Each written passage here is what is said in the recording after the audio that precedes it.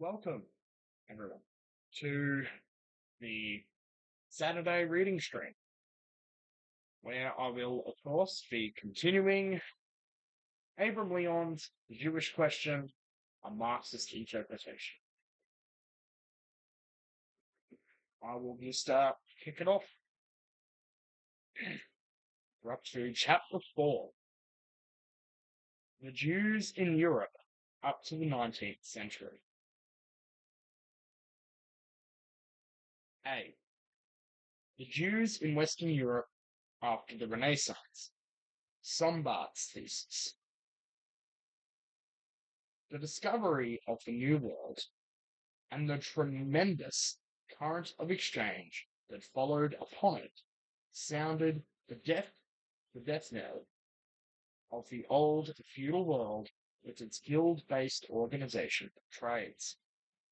The commodity economy reached a higher stage, smashing the remnants of previous periods and preparing, by the development of manufacture and rural industry, the basis of industrial capitalism.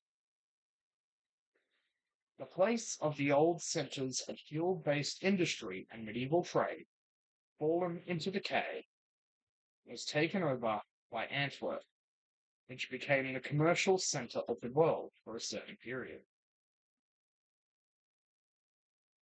Everywhere, although at different times and in different forms, the decline of the economy producing use values was accompanied by the decay of the economic and social function of the Jews. A significant number of the Jews were compelled to leave the countries of Western Europe in order to seek refuge in the countries where capitalism had not yet penetrated, principally in Eastern Europe and in Turkey. Others became assimilated, fused with the Christian population. This assimilation was not always easy. Religious traditions long survived the social situation that had been their foundation. For centuries, the Inquisition struggled mercilessly and barbarously against Jewish traditions that persisted among the mass of converts. The Jews who penetrated into the merchant class acquired a certain notoriety under the name of New Christians, principally in the Americas and also in Bordeaux and Antwerp. In the first half of the 17th century, all the great sugar plantations in Brazil were in the hands of Jews. By the decree of March 2nd, 1768, all registers concerning New Christians were destroyed. By the law of March 24, 1773, New Christians were made equal before the law with Old Christians. In 1730, Jews possessed 115 plantations out of 344 in Suriname, then Dutch Guiana. But contrary to previous epochs, the activity of the Jews in the Americas no longer had a special economic character. It was in no ways distinguished from the activity of Christians. The new Christian merchant was little different from the old Christian merchant. The same was true of the Jewish plantation owner. And this is also why legal, religious, and political distinctions rapidly disappeared. In the 19th century, the Jews in South America were no longer more than a handful. Assimilation of the Jews proceeded just as rapidly in France as in England. The rich merchant Jews of Bordeaux, of whom it was said that they possessed entire streets and had large trade, felt themselves completely integrated into the Christian population. Those who are acquainted with the Portuguese Jews of France, Holland, England, know that they are far from having an unconquerable hatred for all the peoples who surround them. as Mr. Voltaire says, but on the contrary believe themselves so identified with these peoples that they consider themselves a part of them. Their Portuguese or Spanish origin has become simply a matter of ecclesiastical discipline. The assimilated Jews of the West acknowledged no relationship with Jews still living under conditions of feudal life. A Jew in London as little represents a Jew of Constantinople as the latter does a Mandarin in China. A Portuguese Jew in Bordeaux and a German Jew in Metz have nothing in common. Mr. Voltaire cannot be unaware of the delicate scruples of Portuguese and Spanish Jews in not mixing with the Jews of other nations, either by marriage, alliance, or otherwise. Alongside the Spanish, French, Dutch, and English Jews, whose complete assimilation is proceeding slowly and surely, we still find Jews in Western Europe, primarily in Italy and in Germany, who inhabit ghettos and are mostly petty usurers, peddlers. This is a sorry remnant of the former Jewish merchant class. They are reviled, persecuted, subject to innumerable restrictions. It was on the special basis of the rather important economic role played by the first category of Jews that Sombart presented his famous thesis on the Jews and economic life.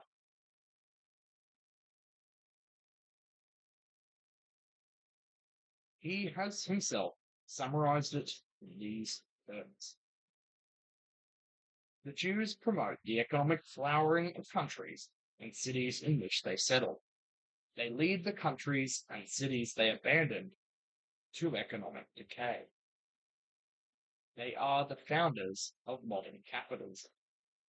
There would be no modern capitalism, no modern culture, without the dispersion of the Jews in the countries of the north. Israel passes over Europe like the sun. At its coming, new life bursts forth, and its going, all falls into decay. This is the way, in rather poetic fashion, as we can see, that Sombart presents his thesis. And here is the proof he gives in its support.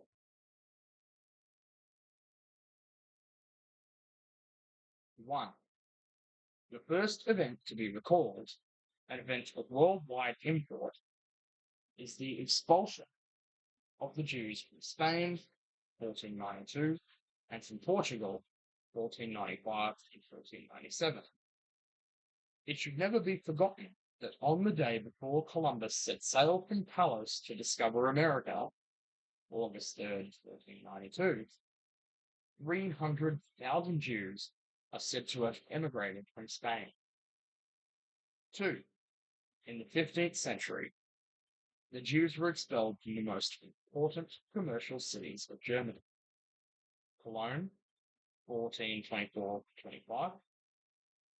Augsburg, 1439-40, Strasbourg, 1438, Erfurt, 1458, Nuremberg, 1498-99, Ulm, 1499, Regensburg, 1510.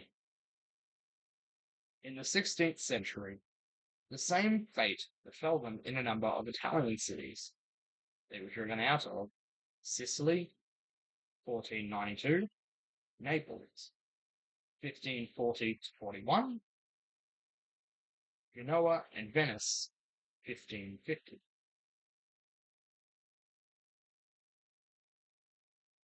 Here, as well, the decline of these cities coincides with the departure of Jews.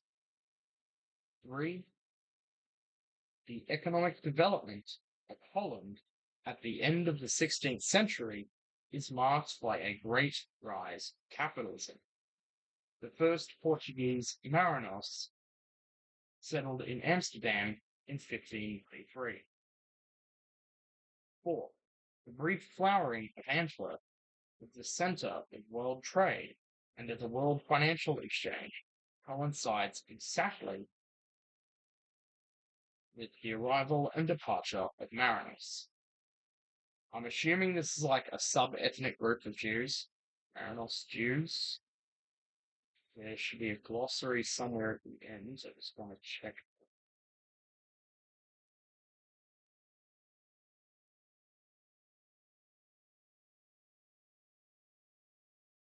Oh, Marinos. Originating in Spain and Portugal from late 1300s, a derogatory term for Jews who converted to Catholicism to avoid persecution, but were suspected of secretly continuing Jewish religious practices, as many did, often used interchangeably with conversos as terms for all Jewish converts to Christianity. I guess that's a derogatory term. All right. But basically, false converts.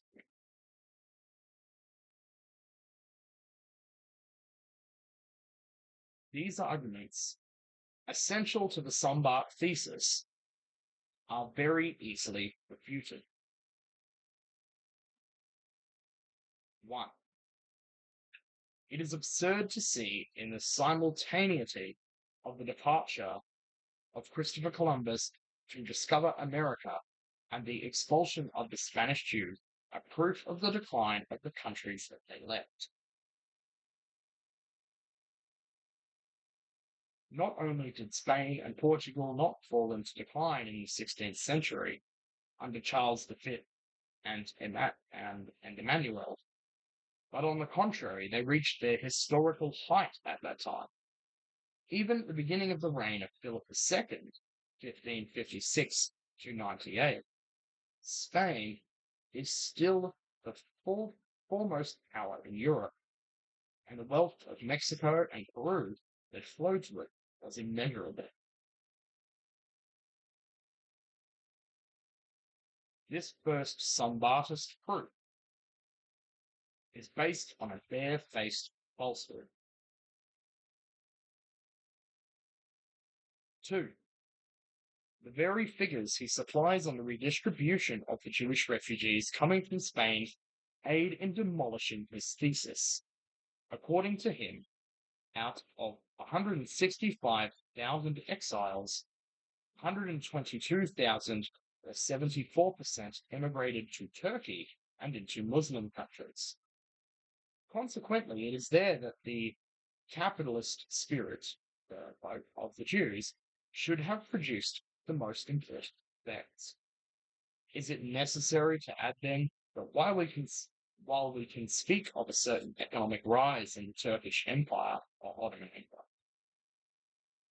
under Suleiman the Magnificent, 1520 to 66, that country remained the least accessible to capitalism up to a very recent period, so that the rays of the sun there proved to be very cold.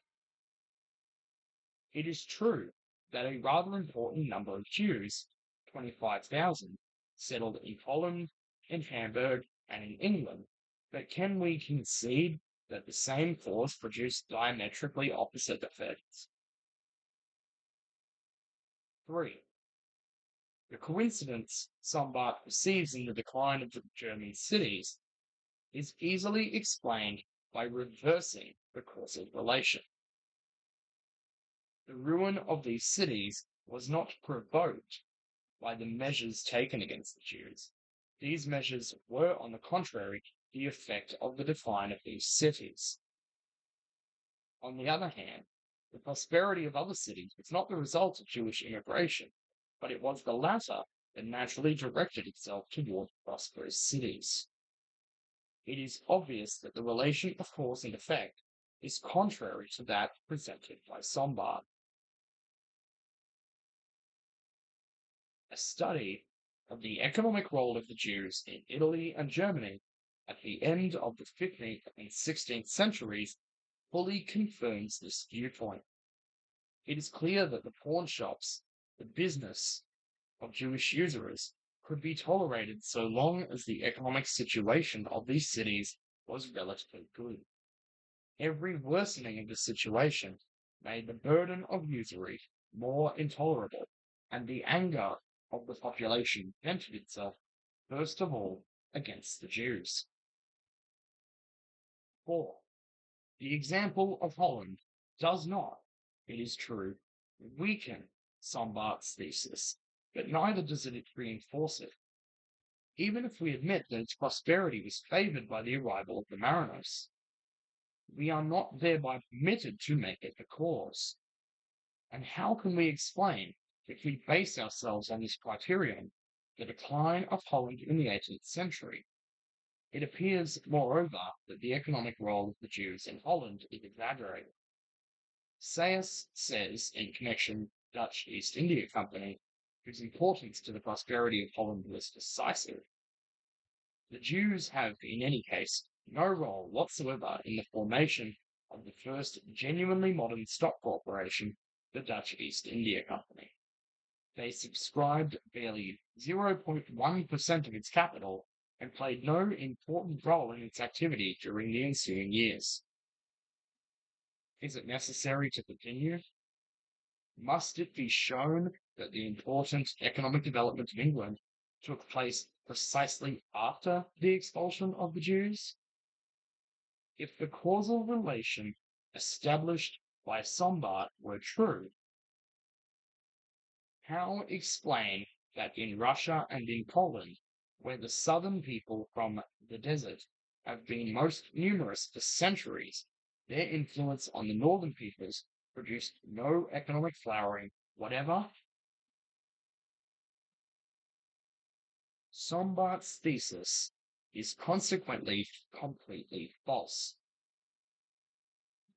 He claims he is portraying the economic role of the Jews, but he does so in a completely impressionistic way, rearranging history to suit his theory. Sombart presents a thesis on the Jews and economic life in general, but deals solely with a very limited part of their history.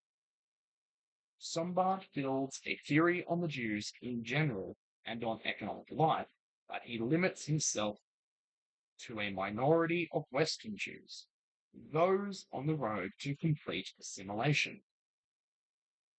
In reality, even if the role of the Western Jews had been such as Sombart presents, he would still have had to make an abstraction from it in order to understand the Jewish question in the present period. Without the influx of Eastern Jews into Western Europe in the 19th century, the Western Jews would long ago have been absorbed in the surrounding youth. One more observation regarding the theory of Sombart. If the Jews constituted such an economic boon, if their departure provoked the economic decay of cities and countries, how can we explain their continuous persecution in the late Middle Ages? Can this be explained by religion? But then, why was the position of the Jews so solid in Western Europe in the early Middle Ages and in Eastern Europe up to the 19th century? How can we explain the prosperity of the Jews for long centuries in the most backward countries of Europe, in Poland, in Lithuania? How can we explain the powerful protection accorded them by the kings? Can the difference in the situation of the Jews be explained by the difference in the intensity of religious fanaticism? But then how can we concede that religious fanaticism should be most intense precisely in the most developed countries? How can we explain that it was precisely in the 19th century that anti-Semitism developed most strongly in Poland? The question, then, is to seek the causes for the existence of differences in the intensity of religious fanaticism. And thus we are brought back to the duty of studying economic. Religion explains anti-Jewish persecutions, like a soporific explains sleep. If the Jews had really played the role Sombart attributes to them, it would be very difficult to understand why the development of capitalism was such a mortal blow to them. It is consequently inaccurate to regard the Jews as founders of modern capitalism.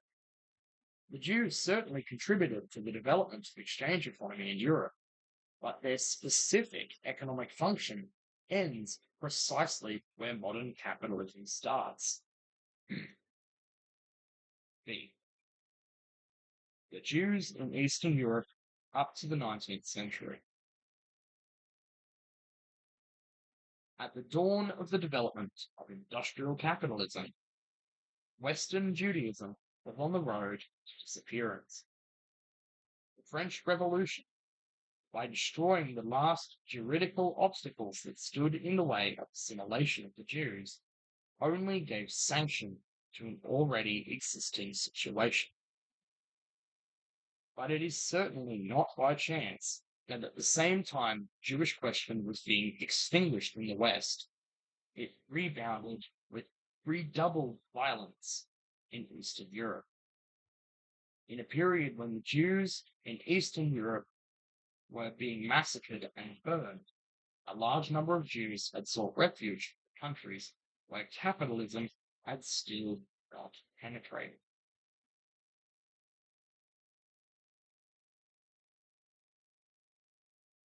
At the beginning of the 19th century, the immense majority of Jews inhabited the east of Europe, principally the former territory of the monarchist Republic of Poland. Monarchist Republic, isn't that an oxymoron? I thought a republic was defined by not having a monarchy. What? Okay. Never mind. I'm pretty sure those are like polar opposites of it. Sure, like a republic is defined by the absence of a monarchy. Okay. In this paradise of a carefree petty nobility, the Jewish commercial class had found a large field of activity. For long centuries, the Jew was a merchant, usurer, tavern keeper, steward to the noble, a middleman for everything. The small Jewish cities, submerged in a sea of peasant villages, offered themselves adjoining the manners of the Polish feudal lords, represented exchange economy within a purely feudal society. The Jews were situated, as Marx states, in the pores of Polish society. This situation lasted as long as the social and political organization of Poland remained static. In the 18th century, following upon political confusion and economic decay, Polish feudalism found itself fatally stricken.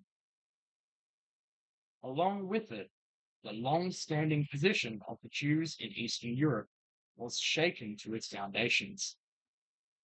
The Jewish question, close to vanishing in the West, flared up violently in Eastern Europe. The flame, close to extinction in the West, received renewed vitality from the conflagration that arose in the East. The destruction of the economic position of the Jews in Eastern Europe will have as a consequence a massive emigration of Jews into the world. And everywhere, although in different forms and under different guises, the flood of Jewish immigrants coming from Eastern Europe will revitalize Jewish question.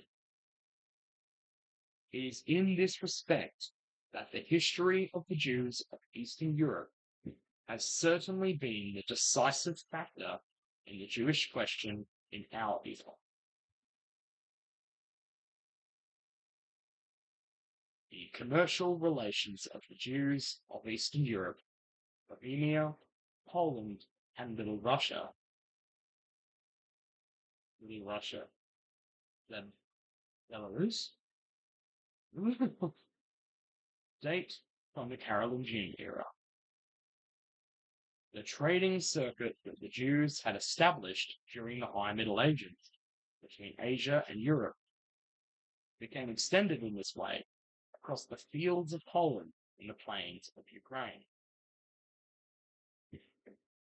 Like their co-religionists, the Radomites, the Eastern Jews exchanged the precious products of Asia, spices and silks, for the raw materials of Europe.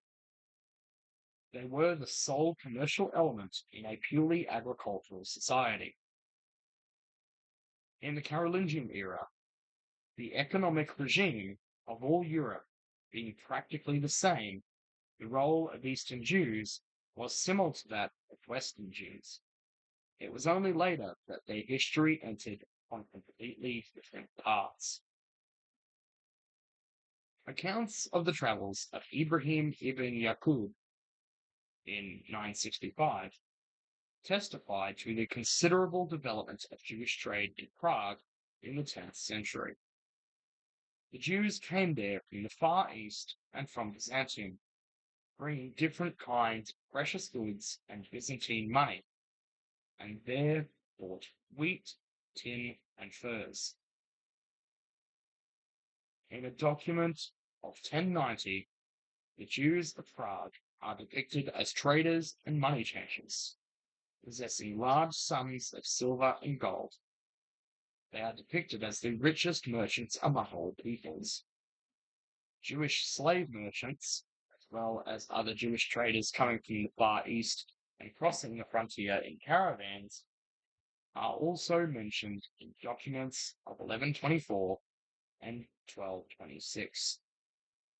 The interest rate among the Jewish bankers of Prague, whose operations were extensive, fluctuated between 108 and 180%. That is massive. Imagine like a home loan. You'd never pay the bugger off. A Polish chronicle states that in 1085, Judith, the wife of Duke Władysław Herman of Poland, strove to buy back some Christian slaves from Jewish merchants. Excavations undertaken in the past century have helped bring to light the great economic importance of the Jews in Poland in this period. Polish coins have been discovered bearing Hebraic characters and dating from the 12th and 13th centuries. This fact in itself proves that Polish trade was in the hands of the Jews. The Tatar invasions of the 13th century must certainly have had some influence on the Russian Polish Jews, but as early as 1327, the Polish king Władysław Łokietek confers a privilege to Hungarian Jewish merchants coming to Krakow. Far from diminishing, Jewish trade in Poland only expands further in succeeding centuries. Just as in Western Europe, development of trade went together with an expansion of usury. Here also, the nobility, principal client of the Jewish usurers, strove to obtain restrictions on Jewish usury, as against the kings who favored it, for the Jews, in their capacity as slaves of the treasury, must always have money ready for our service. In the Sejm of 1347, the nobility, desiring to limit the interest rates, which had reached 108%, collided with firm resistance of royalty. In 1456, King Casimir Jagiello proclaims that in protecting Jews he is inspired by the principle of tolerance, which is imposed upon him by divine law.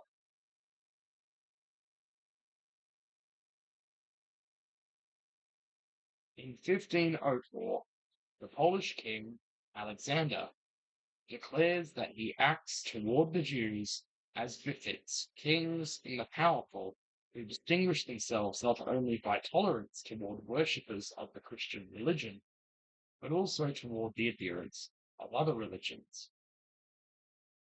Under such auspices, the affairs of Jews could not help but prosper. In the 13th, 14th, and 15th centuries, Jewish usurers succeeded in taking possession of a portion of the land belonging to the nobles. In 1389, the Jew Sabbatai becomes proprietor of a section of the Kawalowo domain. In 1390, the Krakow Jew Iosman receives the property of Prince Diwies of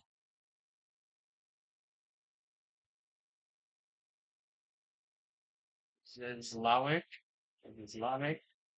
as collateral. In 1393, the Jew Moshko of Poznan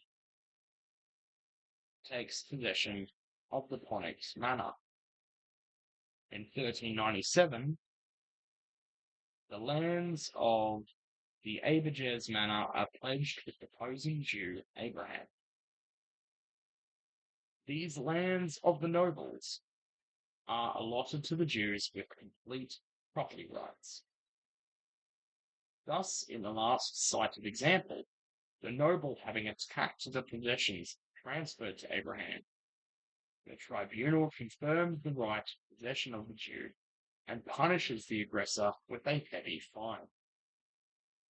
In 1404, the verdict of a tribunal declares that 3 villages pledged with the Jew Schmerlin of Krakow are transferred to him with complete property rights and forever. The most important bankers lived in Krakow, residents of the kings. Their principal debtors were in effect the kings, the princes, the voivode, governors, and the archbishops. Thus, Casimir the Great borrowed the enormous sum of 15,000 marks from Jewish bankers. King Louis of Hungary owed the usurer Luko of Krakow 30,000 gulden at one time, 3,000 gulden at another. King Vladislav Jagiellon and the Queen Jadwiga also owed him substantial sums. Luko was not only a major banker, he was also a large-scale tax farmer. He held the lease to the mint and struck its coins. He also leased the salt mines of Wieliczka and of Focznia. He owned houses at Krakow as well as a brewery. Just like the great patricians, he was honored with the title of Vir Discretus, Man of Distinction. The usury of the great Jewish bankers, such as Misko, Jordan of Posen, and Aaron, who succeeded in amassing immense properties and took possession of villages and lands, raised a storm of protest among nobility. The Statute of Water, 1423, greatly restricted Jewish usury. Thus, in 1432, the Jew Alexander, with whom the villages Dombroka and Sokolau and a part of their living inventory had been pledged, was forced to return these properties to his debtor by decision of the tribunal, the Statute of Water having prescribed loans on real property. The Jews and the kings did not readily resign themselves to this situation. A fierce struggle enabled them to abolish the Statute of Water. The bankers were able to expand their sphere of operation. Thus, in 1444, the king pledged his palace at Lemberg Lviv, now in Ukraine, to the banker Shina. This usurer also had among his clients Prince Svidrigiello and the voivode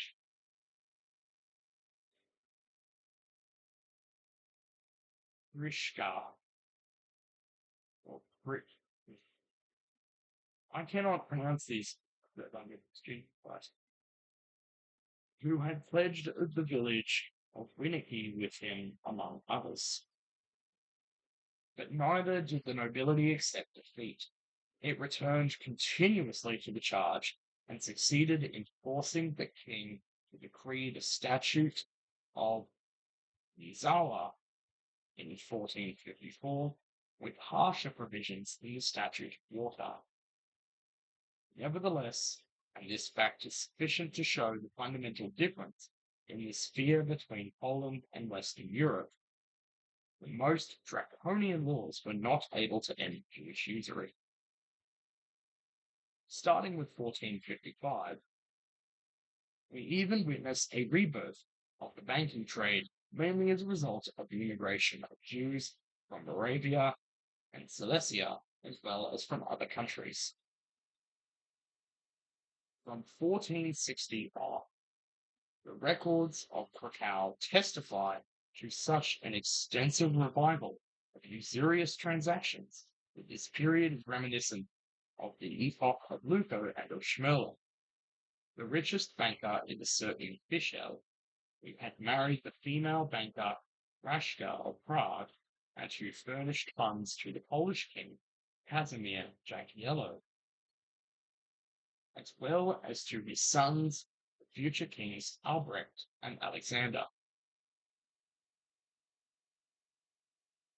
The nobility of Western Europe, thanks to the penetration of exchange economy and to an abundance of money, succeeded in ridding itself everywhere of Jewish usury.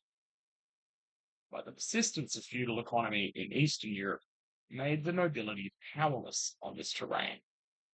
Jewish banking survived all proscriptions.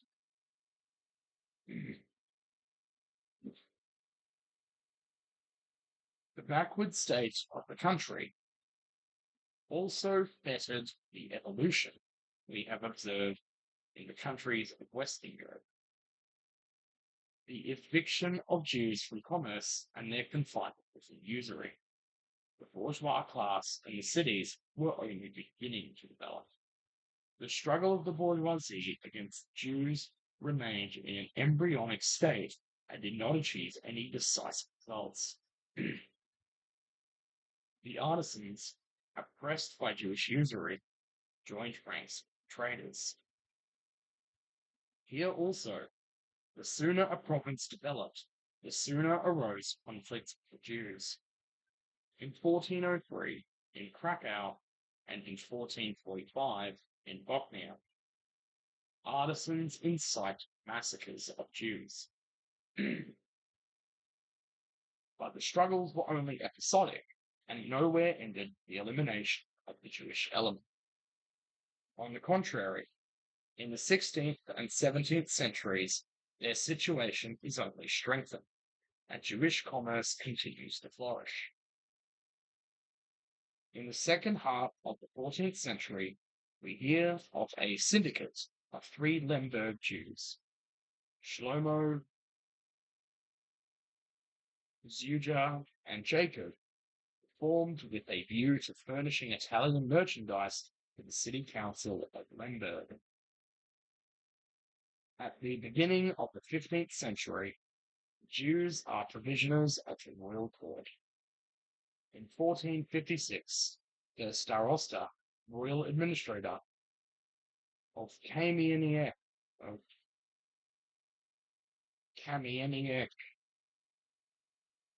Podolsky, confiscates Oriental goods worth 600 marks from Jewish merchants coming to Poland from the commercial centers of the Black Sea.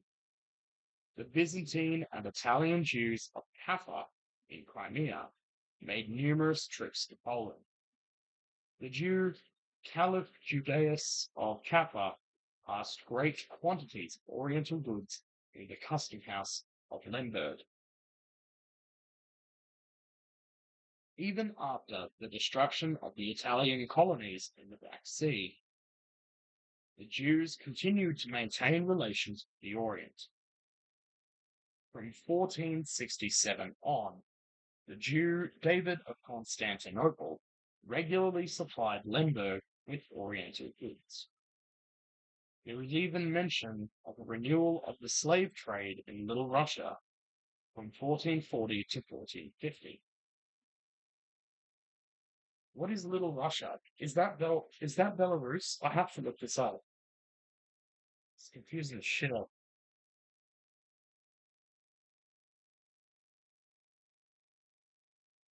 Little Russia.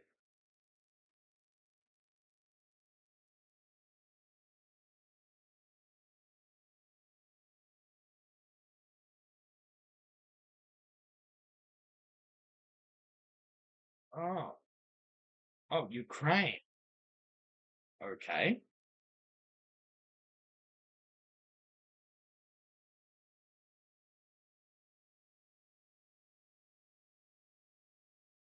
Okay.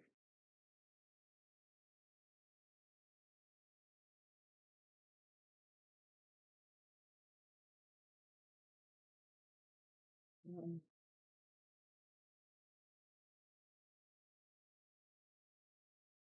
yeah, okay. So Ukraine, okay, Ukraine. All right. Now I know.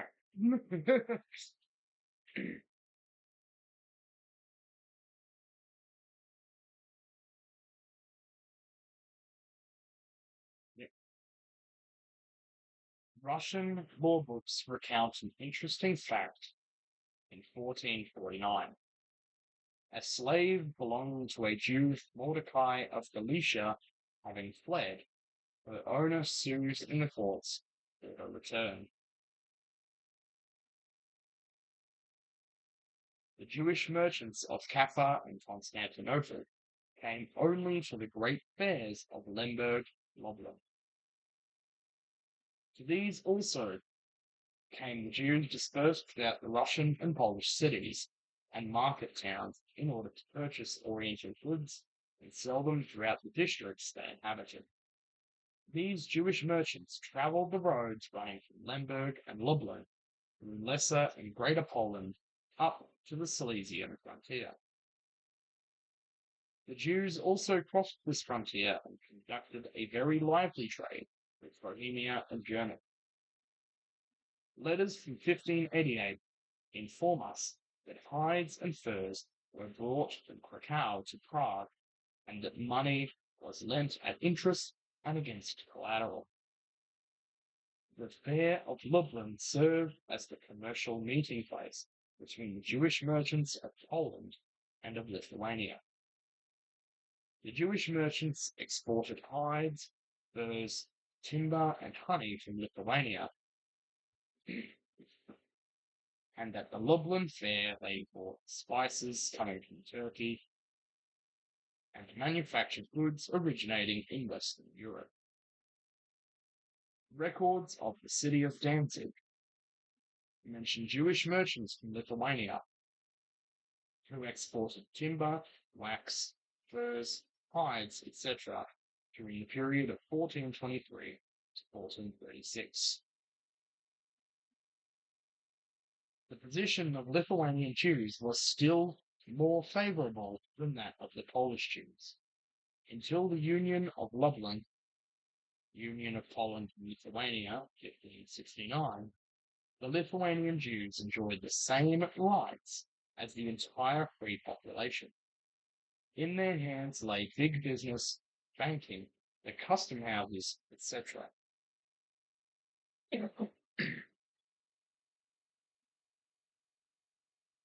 The collection of taxes and customs duties brought them great wealth.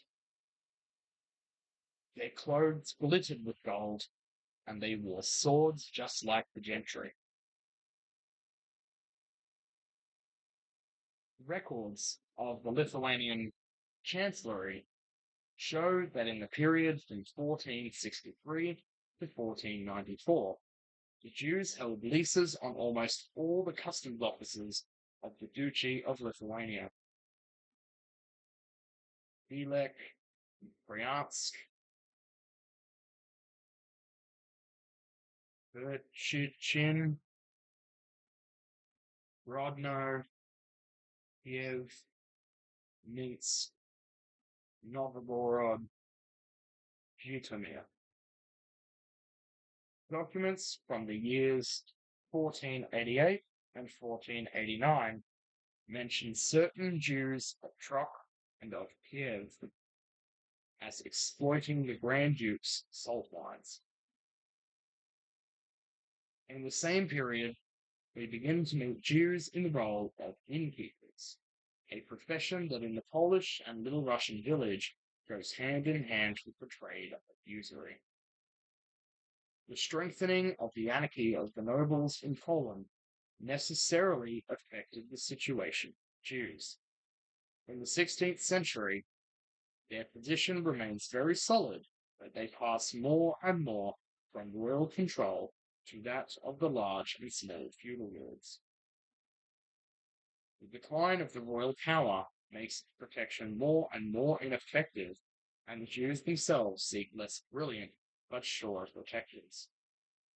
King Sigismund complains to the Sejm of 1539. The aristocracy of our kingdom wants to monopolize all the profits of the Jews inhabiting the market, villages, and manors. It demands the right to judge them. To that we reply, if the Jews themselves resign the privileges of an autonomous jurisdiction that the kings of our forefathers granted them, and that have also been confirmed by us, they do in fact abandon our protection, and no longer drawing profit from them, we have no reason whatever to impose our kindnesses on them by force.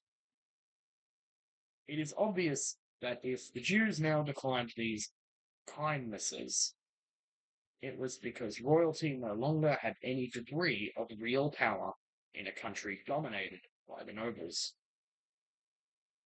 In the 16th century, the situation of the Jews became stronger. They received anew all the rights that had been under rapacious attack in the preceding century. Their economic position improved. The growing power of the nobility, the Polish nobility began electing its monarch in 1569, deprives them of the protection of the king, but the feudal lords do everything to stimulate their economic activity. The traders, the lenders at interest, the stewards managing the manors of the noble, the operators of inns and breweries, all were extremely useful to feudal lords who passed their time abroad in luxury and idleness. The small towns located on the estates of the nobility were full of shops, of inns, eating and drinking places, as well as of artisans. The Jew enjoyed absolute freedom if he only succeeded in ingratiating himself into the favor of his lord or polis. The economic situation of the Jews was in general very good, but their subordinate position to the nobility sapped the basis of the highly developed Jewish autonomy that had existed in Poland. Circumstances were such at that time that the Jews of Poland form a state within a state. With their special religious, administrative, and juridical institutions, the Jews were a special class, there enjoying a special internal autonomy.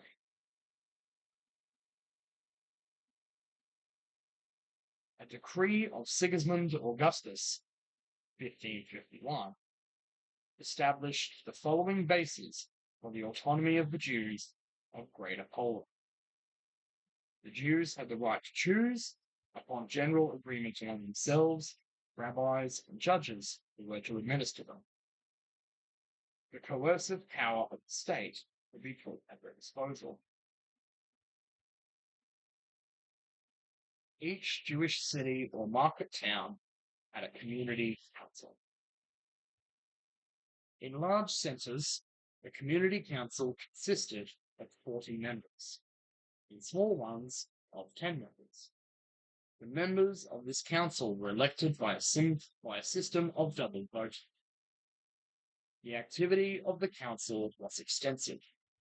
It had the right to raise taxes, administer the schools and institutions, decide economic questions, and engage in administering justice.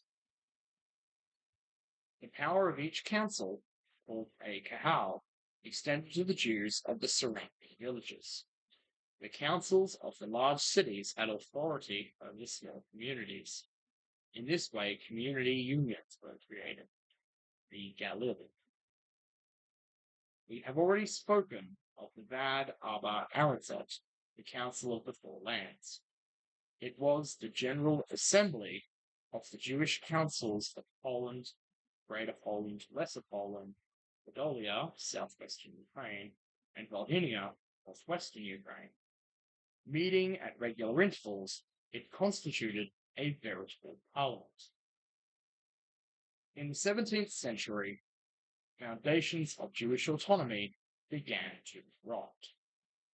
This coincided with the worsening of the situation of Polish Jews as they began to feel the disagreeable effects of the anarchy that Polish feudal society was passing through. The partial change in the situation of Jews, arising from the lessening of royal authority, placed the Jews in greater contact than previously with the great mass of the bonded population. The Jew, becoming the steward of the noble or a tavern keeper, was hated by the peasants equally with, or even more than, the lords, because he was the one who became the principal instrument for their exploitation. This situation soon led to terrible social explosions, above all in Ukraine, where the authority of the Polish nobility was weaker than in Poland. The existence of vast steppes permitted the formation of Cossack military colonies, where fleeing peasants prepared their hour of vengeance. The Jewish steward strove to draw as much as possible from the males and to exploit the peasant as much as possible. The Ukrainian peasants bore a deep hatred for the Polish landed proprietor in his double role as foreigner and noble, but they hated the Jews, with whom their relations were closest, almost more than their noble and clerical foes. In the Jewish steward, with whom they were in continuous contact, they saw at one and the same time the detestable representative of the Lord and a non-Christian who was foreign to him, both by his religion and his way of life. The tremendous Cossack revolt led by Khmelnytsky in 1648 results in completely erasing 700 Jewish communities from the face of the earth. At the same time, the revolt demonstrates the extreme feebleness of the anarchic Polish kingdom and prepares its dismemberment. From 1648 on, Poland never ceased to be a prey to invasions and domestic troubles. With the end of the old feudal state of things in Poland, the privileged position of Jews is likewise finished. Massacres decimated. The anarchy that rules the country makes any normal economic activity possible.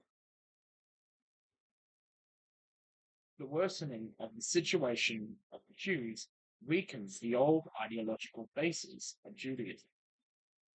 Poverty and persecution create a propitious terrain for the development of mysticism.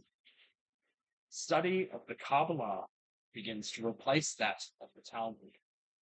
Messianic movements, like that of Sabbatai Zevi, take on a certain dimension. It is also interesting to recall the conversion of Jacob Frank, 1726 to 91, and his adherence to Christianity. The Frankists demanded that a special tract of country should be assigned to them because they did not want to exploit the peasants and live from usury and the exploitation of taverns. They preferred to work the land.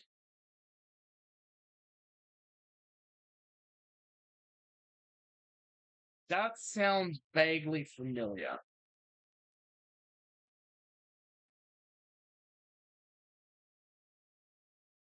Foreshadowing? These movements did not take on very great dimensions because the position of the Jews was not as yet definitely compromised.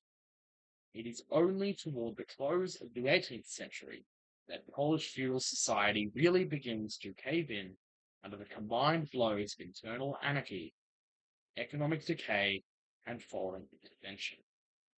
It is then that the problems of emigration and of passing over to other occupations, productivization, begin to be posed for Jews. That's the end of chapter 4. Let's just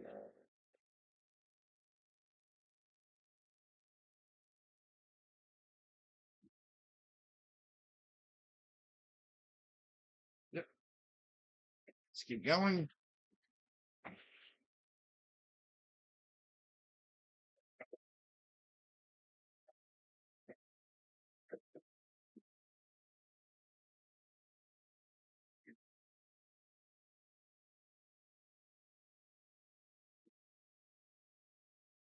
Chapter 5. Evolution of the Jewish question in the 19th century. At the beginning of the 19th century, the immense majority of Jews were concentrated in the backward countries of Eastern Europe. In Poland, at the time of the partition of the country, 1772, 1793, 1795, there were over 1 million Jews. According to the Russian census of 1818, the social composition of Eastern Jews was the following. Ukraine. Businessmen, 86.5%, artisans, 12.1%, farmers, 1.4%. Lithuania and White Russia. Businessmen, 86.6%, artisans, 10.8%, farmers, 2.6%. Together, businessmen, 86.5%, artisans, 11.6%, farmers, 1.9%. The percentage of artisans and farmers indicates the beginning of the social differentiation of Jews. But in a general way, the structure of Eastern Judaism had not yet undergone any important changes. It remained what it had been for many centuries. Certain travelers' stories by soldiers who participated in Napoleon's Russian campaign provide invaluable testimony relative to the life of the Jews at the beginning of the 19th century. Many of them, says von Kurtenbach, lease and manage signorial manors and run taverns. Everything is in their hands. They lend money to lords and peasants, and they go to purchase merchandise in Leipzig. Another soldier, the Frenchman Basque,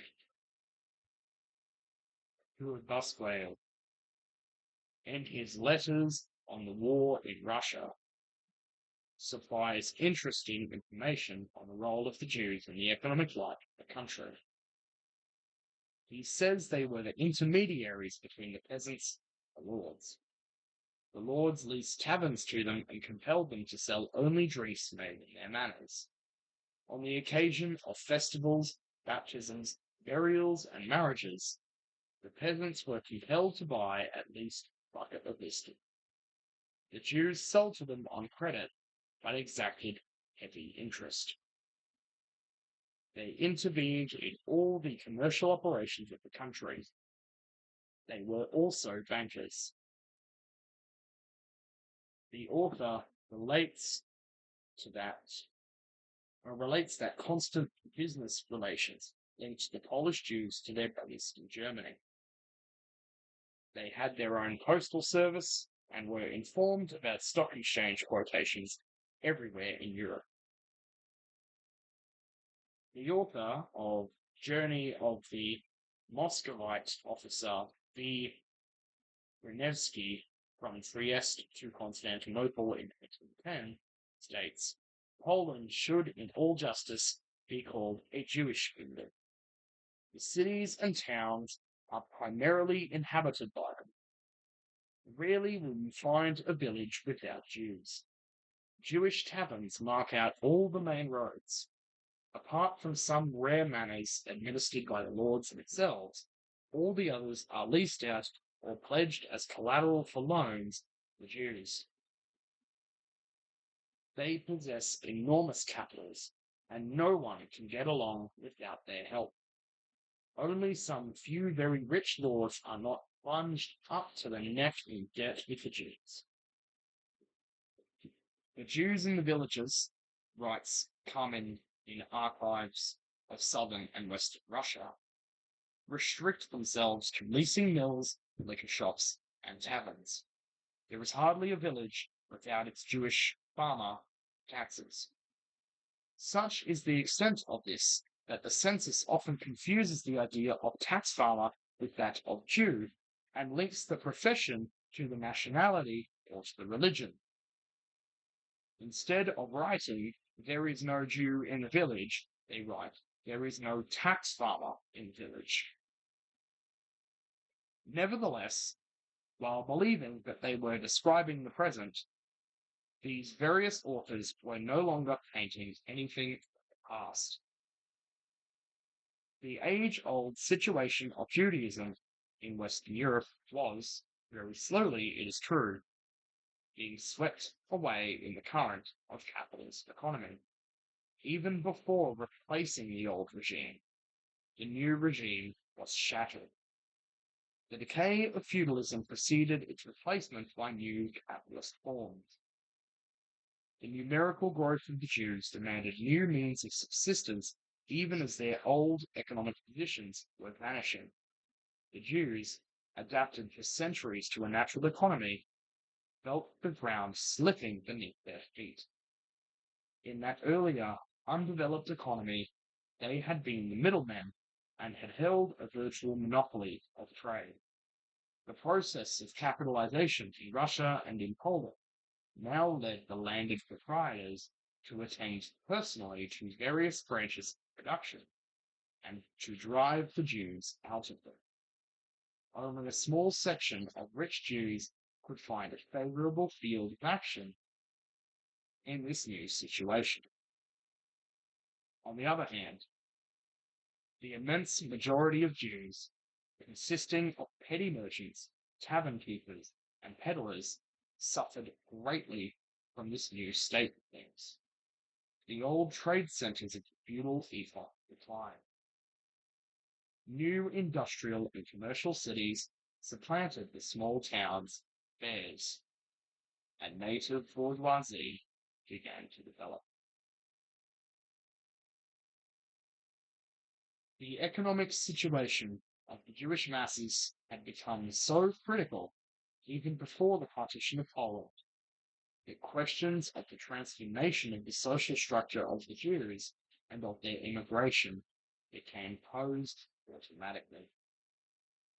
Emigration was possible in this period only between the boundaries of states into which Poland had been divided. The Jewish masses strove to leave the decadent and backward regions of the former aristocratic kingdom with their continually declining possibilities for subsistence in order to seek new occupations in the more developed sections of the empires that had inherited Poland.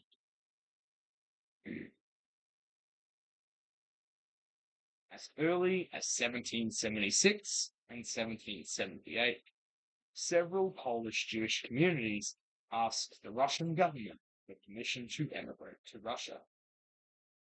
At the beginning of the 19th century, a large stream of emigration is going from former Poland toward Russia. The same was true of the regions annexed by Prussia and Austria. The Jews headed for Berlin or Vienna, for all the centers in which the pulse of a new economic life was beating, where commerce and industry offered them vast openings. Jewish emigration from Podolia, Volhynia, White Russia, and Lithuania toward Russia, that of Poznan and Polish Jews to England and even to America, all proved that the Jews of Eastern Europe were looking for countries of immigration as early as the first half of the 19th century. This desire for expatriation went hand in hand with attempts to make the Jews into useful citizens, to adapt them to the new situation by making them artisans and farmers.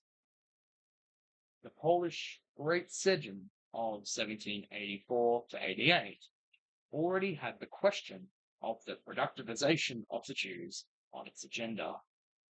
All the governments that had inherited a section of Polish Jews considered their social structure an anomaly. Attempts were made to transform the Jews into factory workers. Premiums were granted both to artisans who hired Jewish apprentices and to the Jews who became apprentices. Thousands of Jews also colonized certain regions of Russia. Tsar Alexander I, ruled 1801 to 25, encouraged this colonization. Despite great difficulties at the start, these villages succeeded in becoming acclimated over time. Two processes characterized the development of the Jewish people in the course of the last century: the process of emigration and the process of social differentiation. The decay of the feudal system and of serfdom and the rapid growth of capitalism in Central and Eastern Europe created new sources for subsistence. But in a far greater measure, they destroyed their positions as intermediaries, by which the greatest part of the Jewish people lived.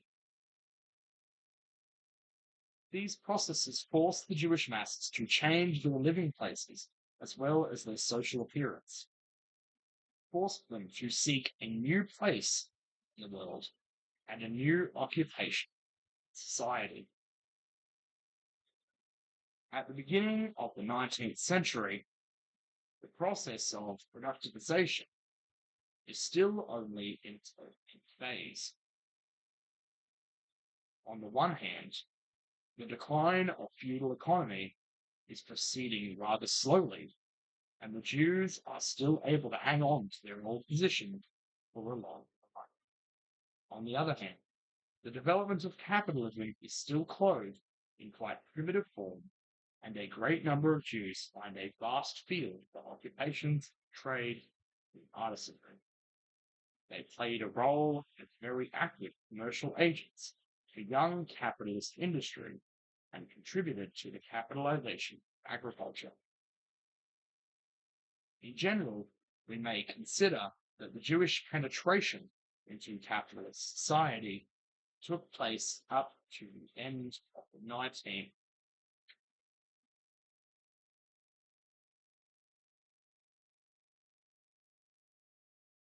up to the 19th century.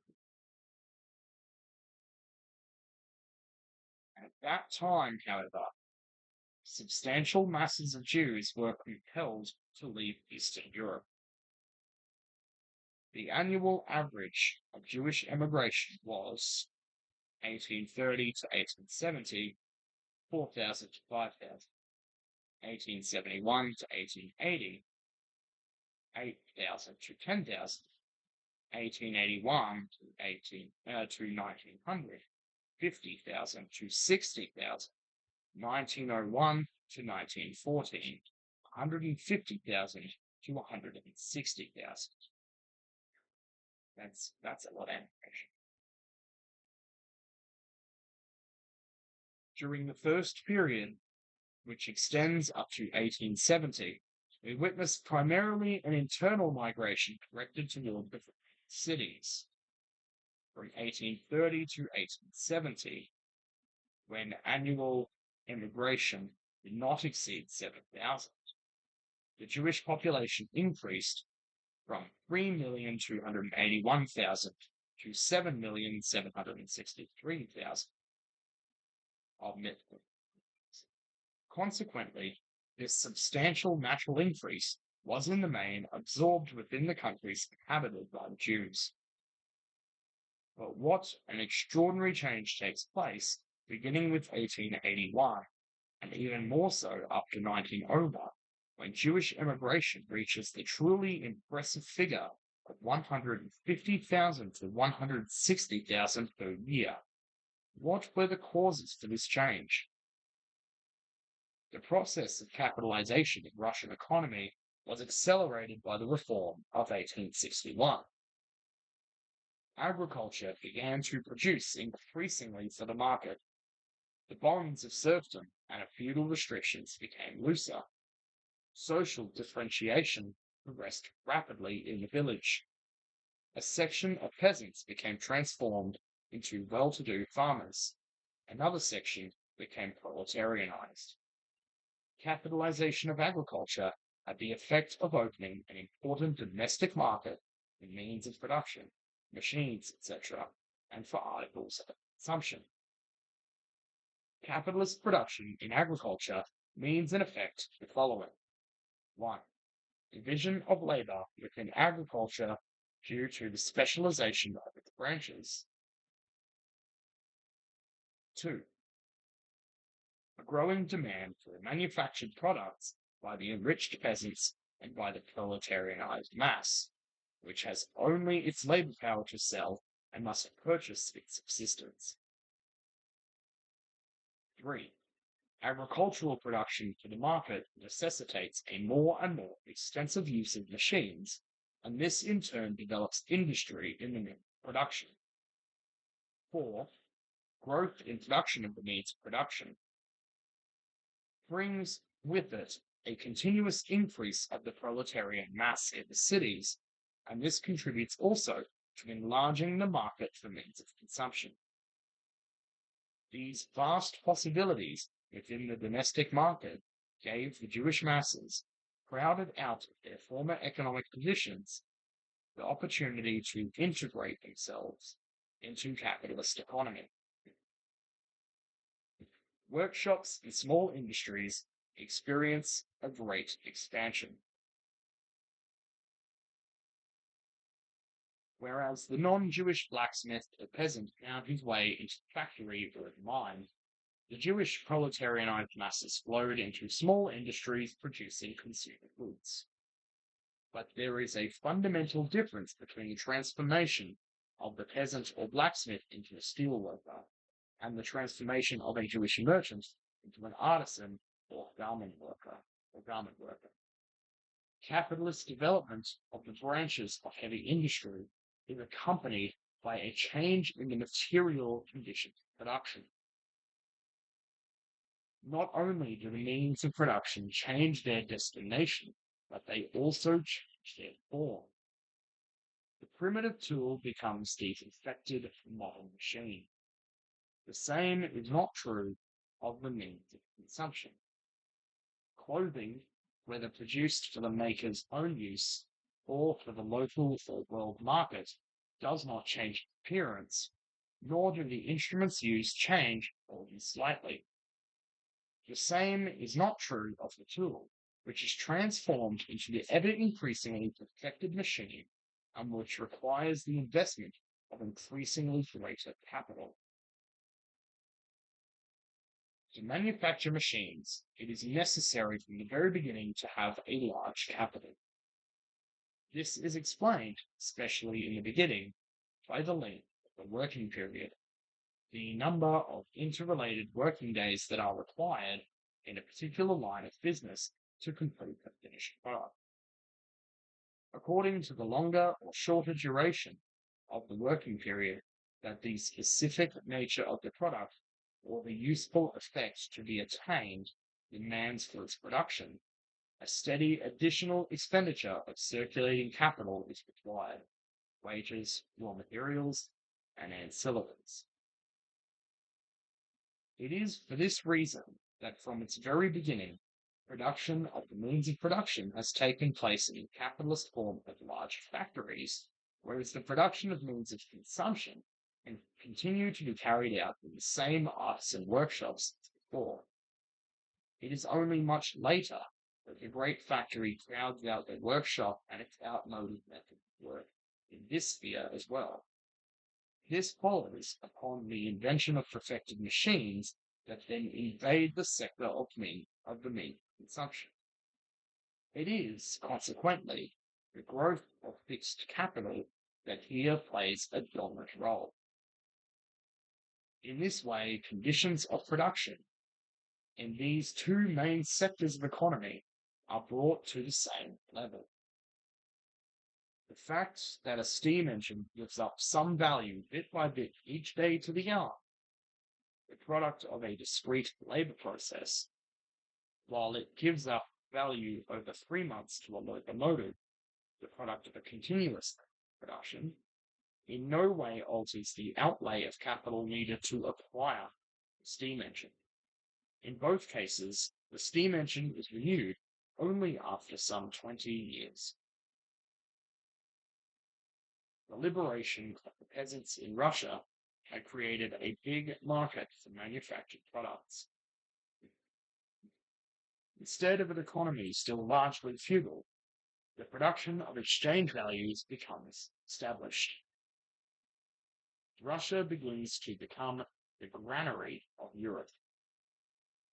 Cities, centers of trade and industry, rapidly develop.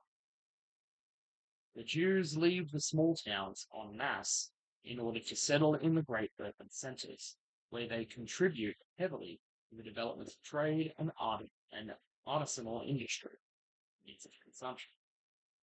In 1900, out of 21 important cities in Poland, Jews are an absolute majority in 11 of them. Migration of the Jews into the large cities is accompanied by a social differentiation that shakes the traditional foundations of Judaism.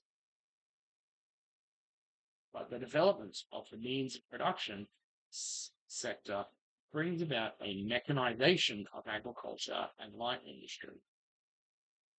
Machines begin to compete fiercely with the small Jewish artisan workshops. Toward the end of the 19th century, a great mass of non-Jewish workers migrates to the great cities, where the rhythm of increase in Jewish population is falling off and even coming to a complete halt.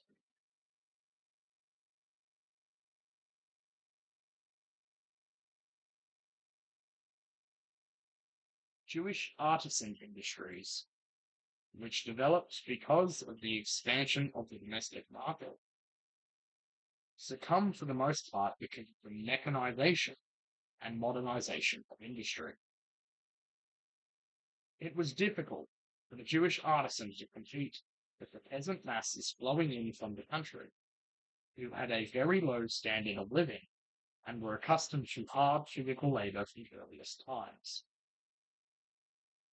Of course, in some places, Jewish workers, surmounting all difficulties, also found a place in mechanized industries, but for the most part they had to take the path of exile at the end of the 19th and beginning of the 20th century. The process of transformation of the Jewish pre-capitalist merchant into a craft worker is crossed by another process, that of the elimination of the Jewish worker by the machine. This last process influences the first. The Jewish masses, crowded out in the small town, are no longer able to become proletarianized and are forced to emigrate. Herein, large part, lies the explanation of the enormous growth of Jewish emigration at the end of the 19th, beginning of the 20th century. Whereas dissolution of the old feudal economy and creation of the domestic market had similar effects on Jewish and non-Jewish masses, industrial mechanization and concentration produced opposite results. From that also arise different tendencies of Jewish emigration from those of general emigration. Jewish emigration is relatively late and continues to increase, whereas the reverse is often the case for general emigration.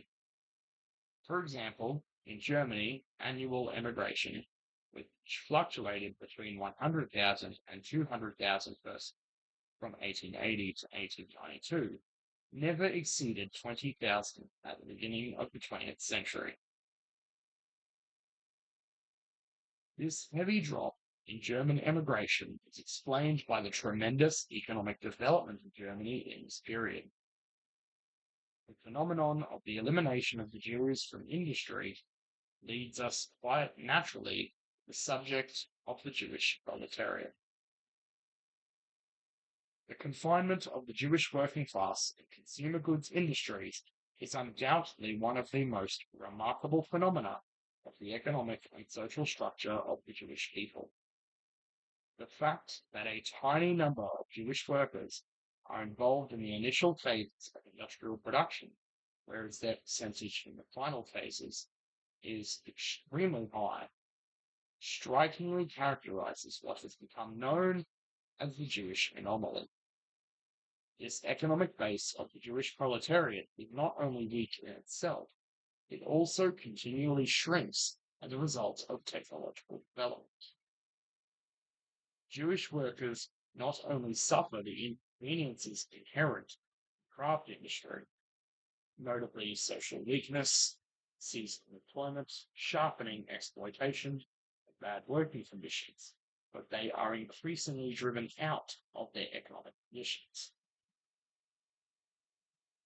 Capitalist economy is characterized by the uninterrupted growth of constant capital at the expense of variable capital, or, to put this another way, by the increase in the importance of capital constituted by means of production, and the decrease in the importance of capital used to pay labor power. This economic process produces the familiar phenomena of elimination of the worker by the machine, of annihilation of the artisan workshop by the factory, of a decrease in the specific weight of the section of the class producing consumer goods relative to the section engaged in the manufacture of means of production. Standard economics characterize the process this way. The one certain fact, and it is a very important one, is that the economic evolution of the past 100 or 150 years has operated in the direction of the increase to relative importance of fixed capital and the decrease in relative importance of circulating capital. The more primitive man is, the more important is the work that allows him to satisfy his immediate needs. But the more humanity progresses, the more it turns first toward the tool and later toward the machine, which enormously increases its productive power. First, the tool is an appendage to man, then man becomes an appendage to the tool. This review of a rather well-known economic process underlines its decisive importance in the specific situation of the Jewish working class and allows us to proceed immediately to our subject. The question that becomes posed immediately, and that has not up to now received any attention, is to find the historic cause or causes for this state of things. In the substantial study dedicated to Jewish economy at the beginning of the 19th century, that was undertaken by Leshinsky in his book, The Development of the Jewish People in the Last 100 Years. He writes as follows on the occupational composition of Jewish and non-Jewish artisans in his period. The most superficial glance over this comparative statistical material is sufficient to note that those trades were in the hands of Jewish artisans had the smallest chance of going over to factory production. Whereas, precisely to the contrary, the occupations most adapted to this transformation were widespread among non-Jewish artisans. In Galicia, non-Jews made up 99.6% of the metal workers, 99.2% of the weavers, 98.2% of the blacksmiths, 98.1% of the spinners, whereas in sharp contrast, 94.3% of the tailors and 78% of the furriers were Jews. These first four trades were the labor foundation on which the textile and metallurgical industries were later built. Without these trained workers, which large-scale industry inherited from artisanry, the birth of these industries would have been impossible.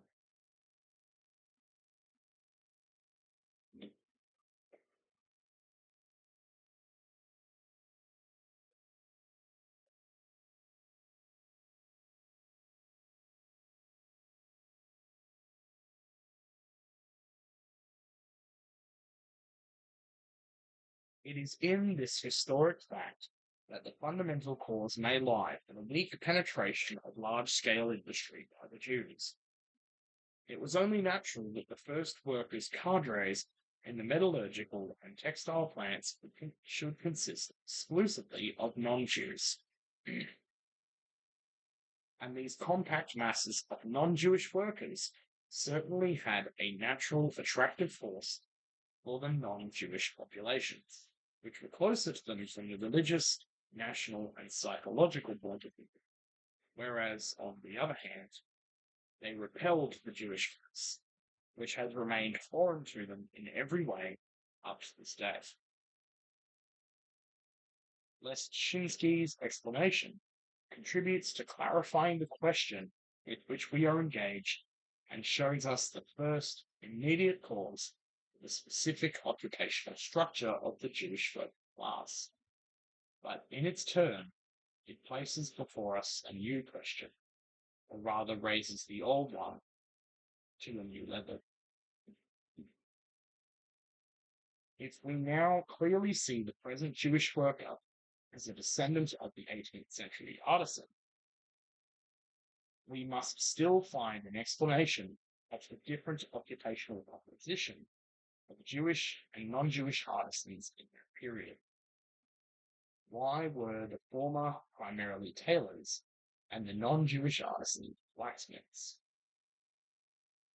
Why were the latter to be found in trades linked with production, and the former confined to clothing, producing consequently for consumption? To pose the question in this way is practically to resolve it. Natural economy, which ruled Eastern Europe in this period, was characterized by the almost exclusive production of use values and implied an almost complete absence of the division of labor into trades. Each family was self-sufficient, or practically so, producing everything necessary for the satisfaction of its needs. Here is how Vandervelde describes this state of affairs. Each family is sufficient to itself, or practically so. It is lodged in a house made of timber coming from the nearest forest, and obtains straw and mortar right on the spot. It warms itself exclusively or primarily with peat, heather, furze, dead wood gathered in the vicinity. It spins, weaves, transforms flax and hemp of its own harvesting into clothes. It feeds itself with its own wheat, potatoes, vegetables. It bakes its bread, makes its wine or beer, dries its own tobacco, exchanges its eggs and butter against rare goods that it secures from without, candles, oil, luxury items, ironware, etc. In short, it produces almost everything it consumes and consumes all it produces, selling only what is strictly necessary to meet very limited money expenses.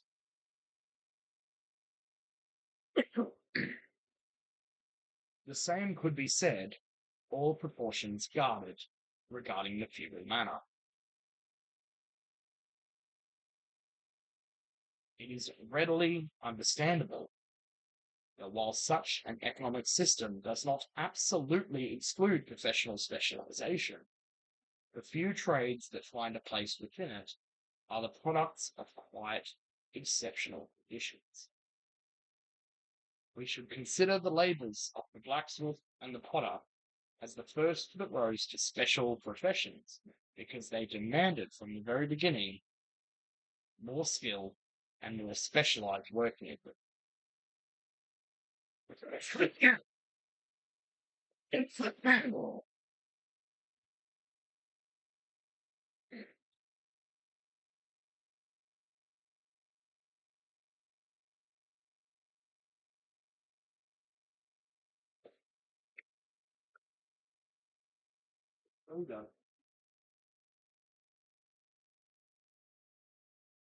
Even among nomad peoples, special artisans devoted themselves to ironwork. It is therefore easy to understand that even in the era of natural economy, the trades of blacksmith and of weaver were spread throughout the villages and abounded in the cities, which, in Eastern Europe, were almost exclusively military and administrative centers. In Galicia, in Bukovina, in many parts of Hungary, Romania, and Transylvania, as among the Yugoslav peoples, there were up to recent times no artisans other than blacksmiths. Non-Jewish artisan in Eastern Europe was therefore the product of special causes that, in a society based on a natural and not an exchange economy, nevertheless requires an exchange of services. Completely different was the point of departure of Jewish artisan.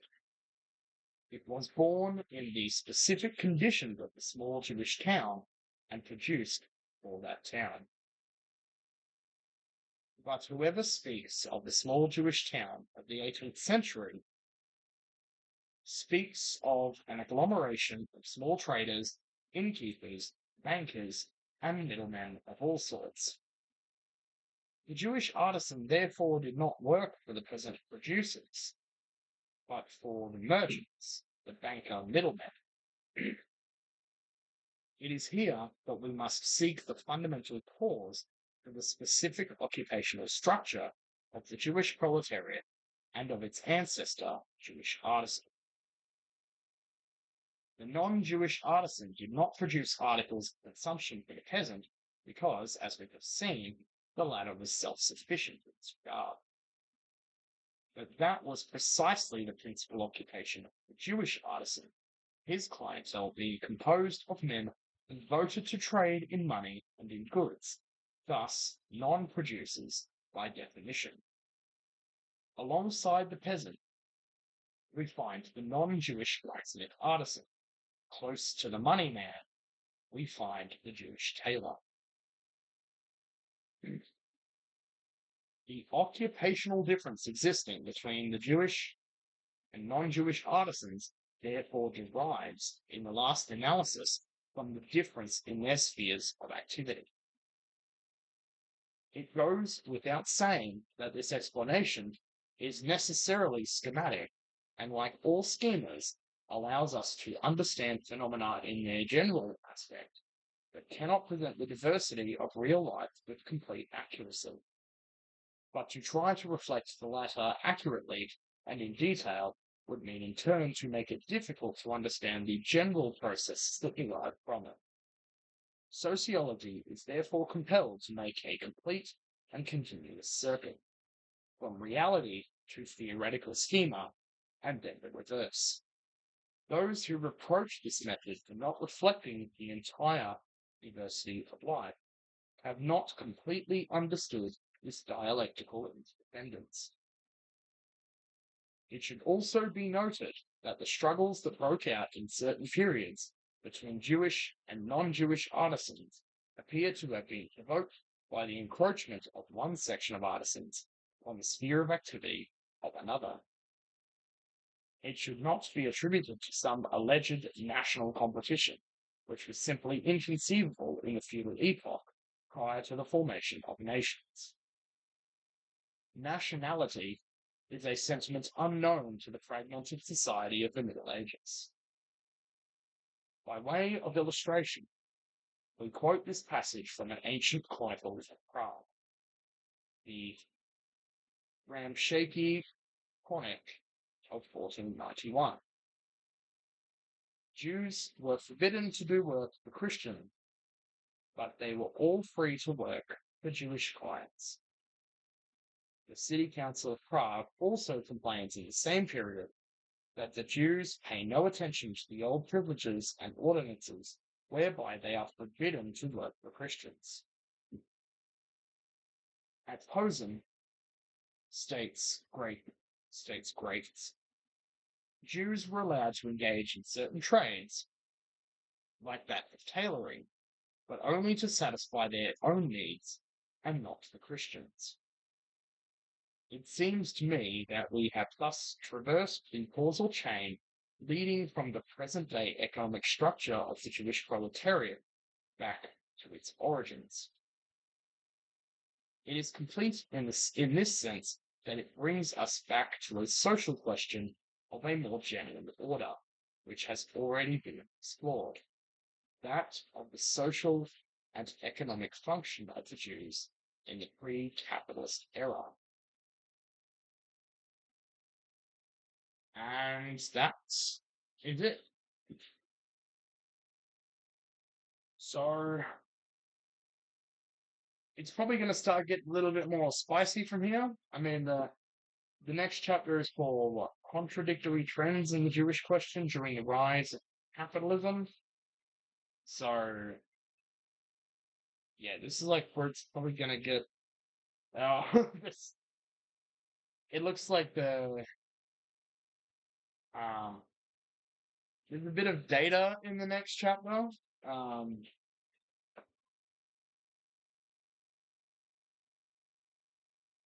Although it's a relatively short chapter to be fair. And then chapter 7, the decay of capitalism and the tragedy of the Jews in the 20th century. That's where shit's gonna get really spicy. And then after that, the last chapter is just like towards solutioning the Jewish question. So we've only really got 3 chapters left now. Makes me wonder.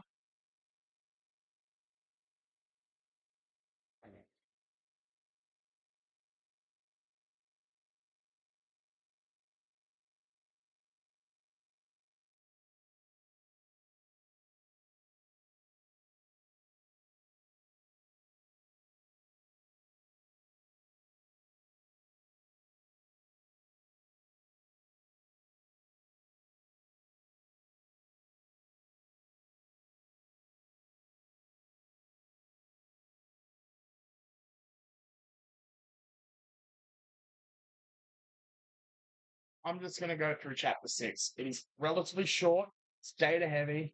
Get it out of the way. I'm just going to do that. So this is going to go for a little bit longer than 2 hours. Chapter 6. Contradictory Trends in the Jewish Question During the Rise of Capitalism.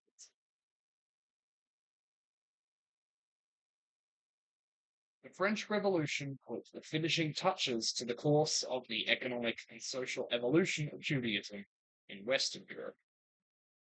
The development of industrial capitalism will speed up the penetration of the Jews into the ranks of the bourgeoisie and their cultural assimilation.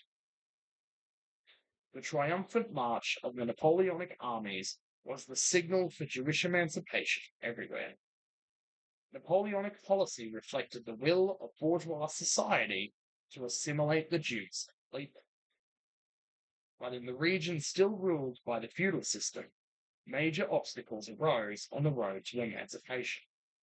Thus, contrary to the Jews at Bordeaux, completely absorbed into the bourgeois class, the Alsatian Jews were little differentiated from their ancestors of the Middle Ages. The peasant riots against Jewish usury compelled Napoleon to decree emergency legislation against Alsatian Jews. Bourgeois legal norms proved inapplicable to a feudal state of society. The same was true of Poland, where formal equality of all citizens before the law introduced by Napoleon was not applicable to Jews for a period of 10 years, as the face-saving formula put it. It is necessary to add that the great mass of Polish Jews, led by fanatical rabbis, was resolutely opposed to emancipation. Except for a small layer of wealthy bourgeois, the Polish Jews in no way felt the need for civil equality. So emancipation here referring to assimilation?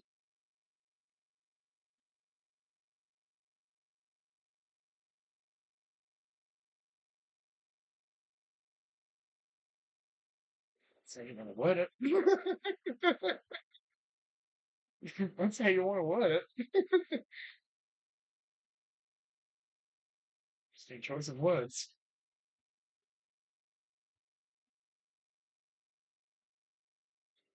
Yep. But in general, from the beginning of the 19th century, Western Jews enter on the road of complete assimilation.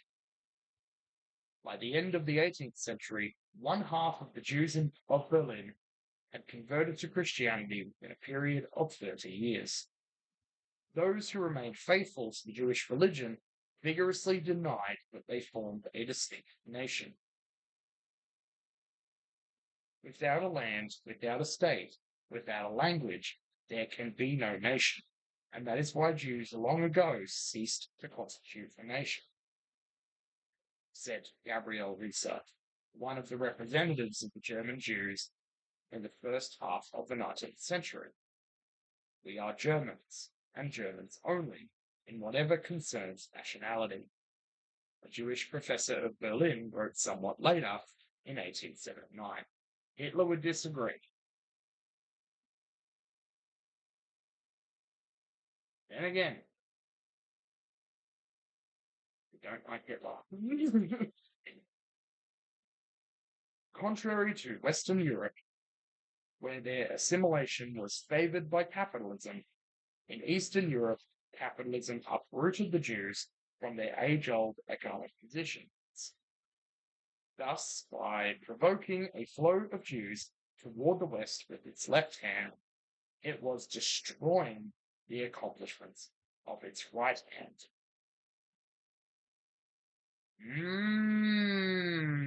Yep, okay. Waves of Eastern Jews continuously flowed toward the Western countries and instilled new life into the moribund body of Judaism. Yep, okay. I think it's pretty simple to see what is happening here. Yeah.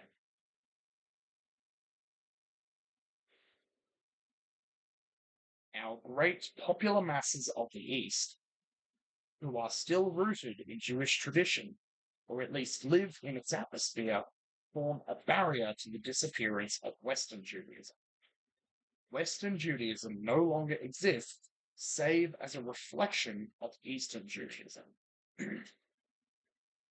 In order to understand the importance of the immigration of Jews from Western Europe or from Eastern Europe, it is sufficient to recall that in Vienna, at the beginning of the 19th century, there were only several hundred Jews, and that in the 20th century, their number reached 176,000. The massive emigration of Jews to Western Europe, and mainly to America, went hand in hand with a complete transformation of the territorial structure of Jewry.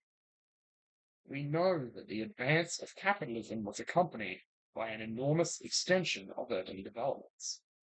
From the middle of the 19th century on, the great centers of commercial and industrial life became a powerful pole of attraction for Jews. The concentration of the Jewish masses in great cities was as obvious in the countries of immigration as in the regions from which the Jews originated. The Jews en masse forsook the little towns that had for centuries been the centers of their economic life and flowed either into the commercial and industrial cities of Poland and Russia, or toward the great cities of the Western world, Vienna, London, Berlin, Paris, and New York.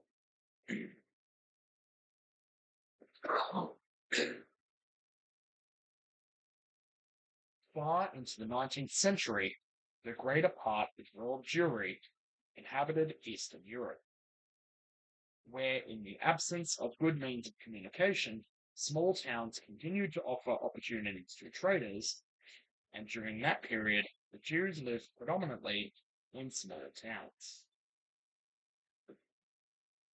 According to a statistical survey of the Polish provinces of Kiev, Volhynia, and Podolia, made in the second half of the 18th century, there were in every village, on the average, 7 Jewish inhabitants, i.e., one Jewish family. But there were innumerable villages and very few towns. In East Galicia, therefore, 27% of the Jewish population lived in villages, and in West Galicia, even 43.1%. Similar conditions prevailed in a few German states, for instance, in Hesse and Baden. This condition underwent a decisive change in the 20th century. Substantial Jewish masses became concentrated in the urban centers of the world. In Russia, between 1847 and 1926, the Jewish population in communities numbering more than 10,000 multiplied eightfold.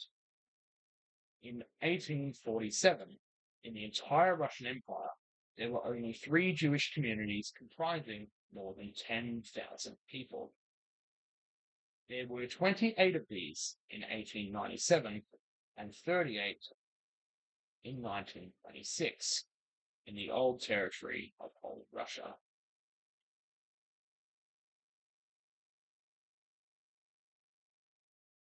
The percentage of Russian Jews living in large communities was 1847, 5%, 1897, 28.2%, 1926, 50.2%. Here are the corresponding figures for Germany. 1850, 6%, 1880, 32%, 1900, 61.3%. More than 3/4 of American Jews live in communities of more than 10,000. The tremendous Jewish agglomerations in New York, 2 million, Warsaw, 300,000 to 400,000, Paris, London, etc., bear witness to the fact that the Jews have become the greatest urban people in the world. The concentration of the Jewish masses in the great cities is undoubtedly one of the most important phenomena of Jewish life in the modern capitalist epoch. We have already examined the difference between Jewish immigration up to 1880 and the exodus after that date.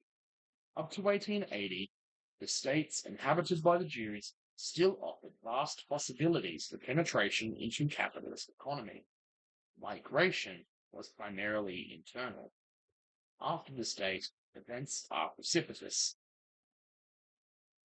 The feudal economy is smashed to bits, and with it goes the ruin of the artisan branch of capitalism in which the Jews are very widely represented. The Jews begin to forsake their country of origin in great masses. Between 1800 and 1880, the number of Jews in the United States, the main destination of Jewish immigrants, rose from a few thousands to 230,000, which points to an average yearly immigration of about 200,000. Between 1881 and 1899, the yearly average reached 30,000, and between 1900 and 1914, 100,000. Adding the emigration of other overseas countries, Canada, the Argentine, South Africa, Palestine, etc., and to Central and Western Europe, the total Jewish immigration from Eastern Europe during the years 1800 to 1880 must be put at about 250,000, i.e., a yearly average of about 3,000, for 1881 to 89 at 1 million, and a yearly average of about 50,000, and for 1900 to 1914 at 2 million, and an average of 135,000. On a percentage basis, these figures place the East European Jews first among immigrant peoples about the middle of the period 1881 to 1914. Their number in Russia, Galicia, and Romania amounted to about 6.5 million, and measured by that figure, the immigrants formed about 46%. For Italians, the corresponding rate, which is otherwise the highest in Europe, was only 15% after the re-emigrants have been deducted. These were numerous among the Italians, but very few among the Jews. This great emigration was favored by the high birth rate of the Jews. Their number in the world rose as follows: 1825, 3,281,000; 1850, 4,764,500; 1880, 7,663,000; 1900, 10,602,500; 1925, 14,800,500. Between 1825 and 1925, the number of Jews multiplied 5 times, a rate of increase 1.5 times larger than that of the population of Europe. The number of Jews must certainly exceed 18 million at the present time. It is important to note that despite the high emigration figures, not only has the number of Jews in Eastern Europe not decreased, but it has even greatly increased. Judaism in Eastern Europe sent abroad almost 4 million persons in the course of the last 30 years, and yet not only has the number of Jews in Eastern Europe not diminished during this period, but it has greatly increased. It has gone from 6 to 8 million. Emigration contributed to the social differentiation of Jews, a process that had made rapid progress in the course of the 19th century. At least 90% of the Jews were middlemen and merchants at the beginning of the capitalist era. In the 20th century, we can consider that in America, we have some 2.5 million Jewish proletarians, who are almost 40% of all the economically active Jews. Here are the occupational divisions for Jews as a whole in 1932. So trade, including transportation, amusement, and banking. I'm just going to skip the numbers and do the percentage. 38.6%, industry, including mining and artisanry, 36.4%, liberal professions and administration, 6.3%, agriculture, 4%, part-time workers and domestics, 2%, and no trade, living from incomes, pensions, or charity, 12.7%. The number of Jewish workers relatively low in the backward countries like Poland, where it reaches about 25% of all persons economically active, reaches 46% in America.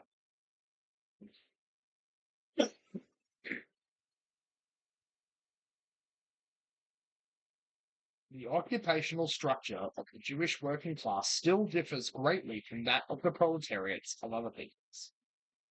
Thus, white-collar workers form 30 to 36% of all Jewish wage earners, which is a proportion 3 to 4 times as great as among other nations. Agricultural workers, practically completely missing among Jews, constitute from 15 to 25% of non-Jewish workers. Some 60 to 70% of the Jews employed in industry are in reality worker artisans. In Eastern Europe, 80% of the proletarians work in shops and not in factories, whereas among the workers of other nationalities, 75 to 80% are factory workers. Finally, the Jewish workers are employed primarily in branches of consumer goods. Non-Jewish workers in the same branches form only a small percentage of the proletariat whole. Comparative statistics of the occupational division of Jewish and Aryan workers will permit an easier grasp of this phenomenon.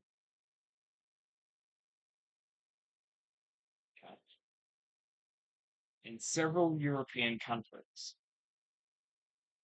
clothing, Jews 43.7. It's like percentages. Just giving you.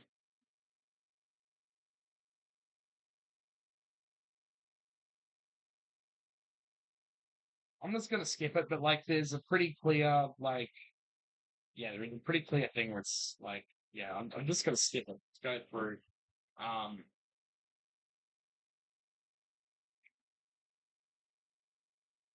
no, that doesn't work. uh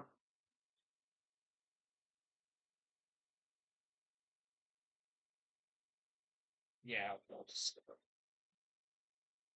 These statistics clearly show that Jews are employed primarily in artisanry, whereas non-Jewish workers, on the contrary, are concentrated mainly in heavy industry.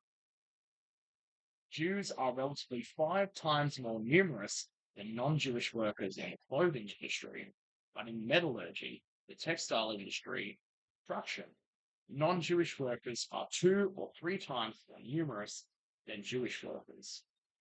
However, while the occupational structure of the Jewish and non-Jewish working class still differs greatly, and despite all the obstacles, poverty is driving Jewish workers more and more to penetrate occupations previously inaccessible to them. Some 20 to 30 years ago, when a great industrialist of Lodz in Poland was asked about the ban against Jewish workers as factories, he replied, "I do not want to have 2,000 partners in my business." But prior to this war, World War II, 15% of Jewish workers were operating machines.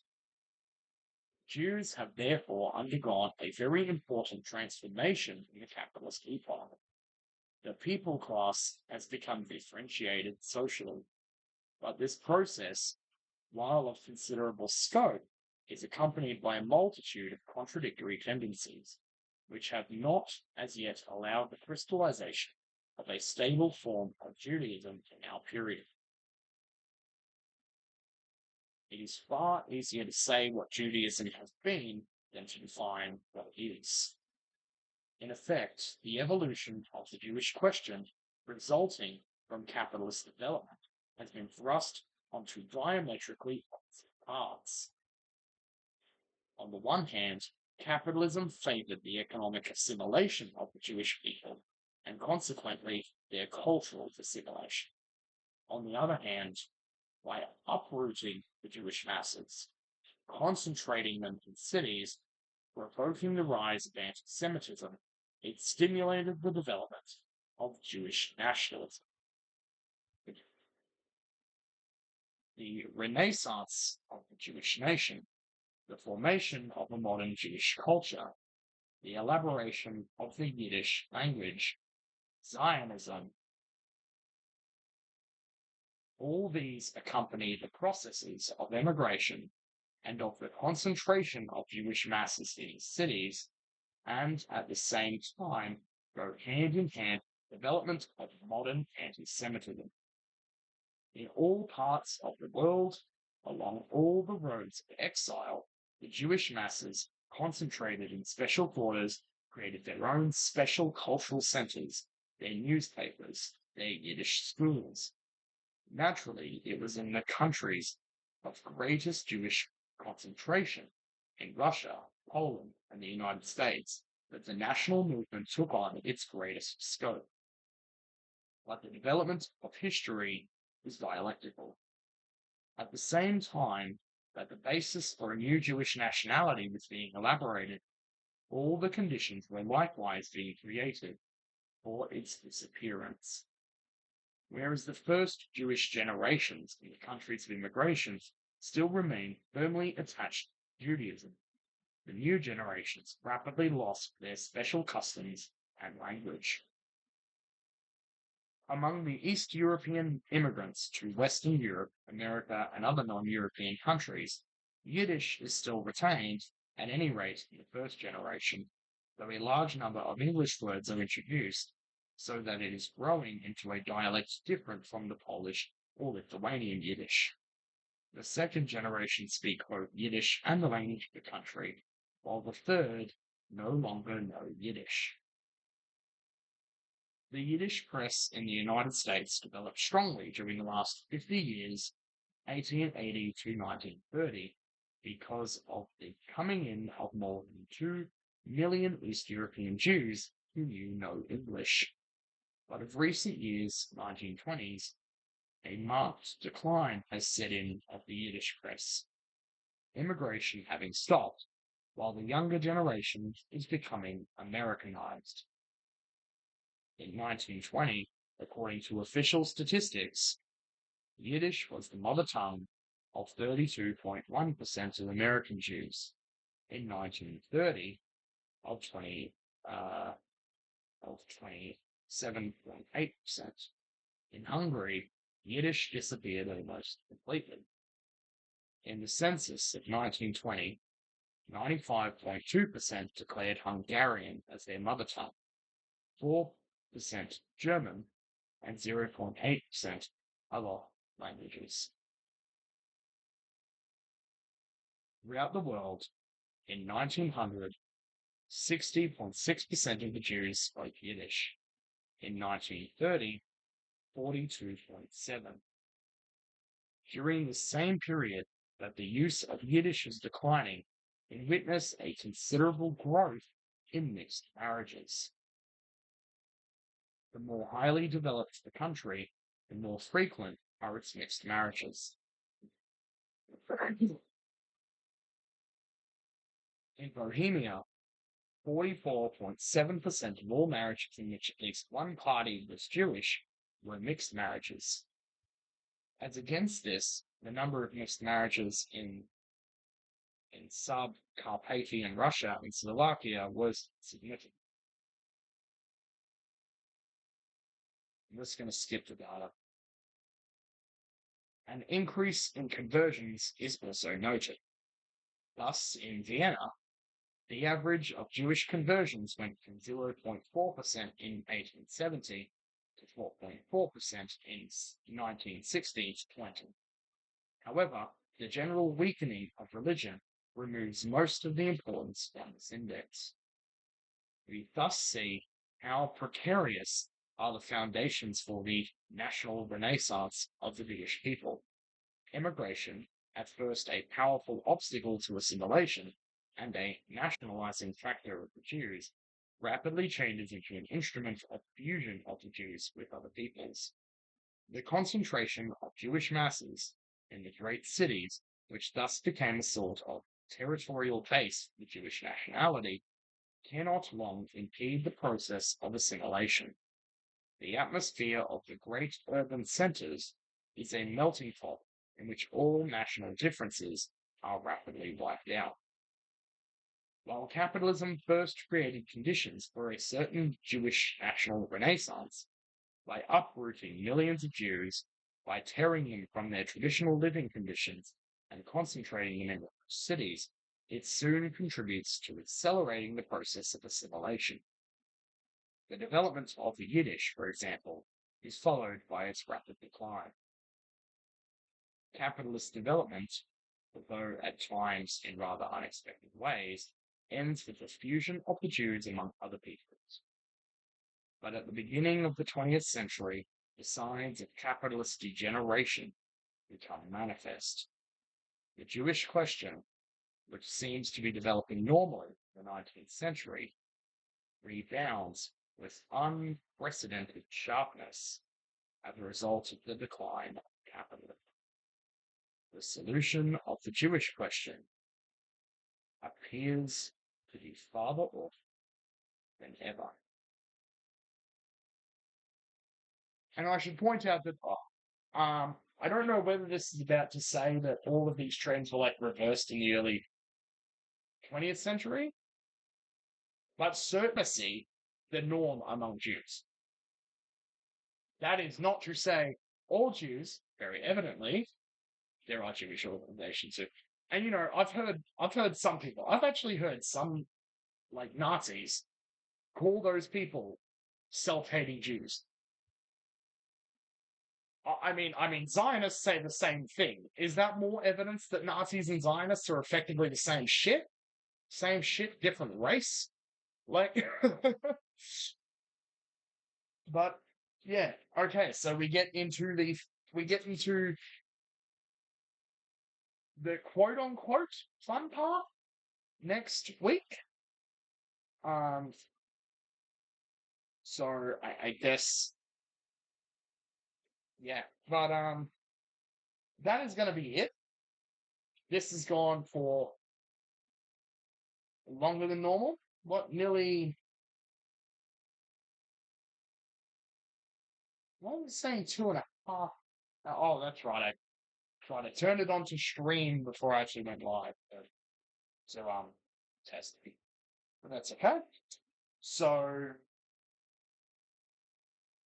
it's definitely getting interesting. So yeah, next Saturday we'll continue. Hopefully, I'll get through the entirety of chapter 7. I mean, in fact, depending on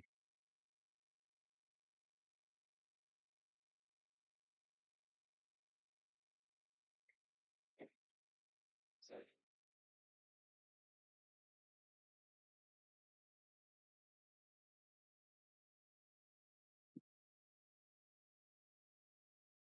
so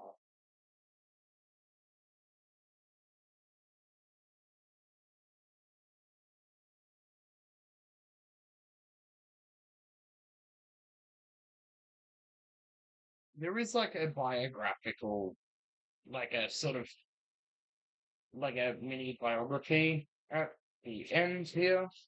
Um, that's that's an option.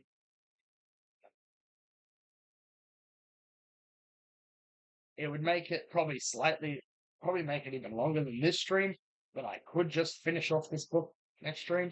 Whether I read that biographical sketch at the end is whatever. But chapters 7 and 8 I could certainly finish. Like I don't see how I wouldn't be able to finish that. But yeah, so I reckon next one, in either case, will be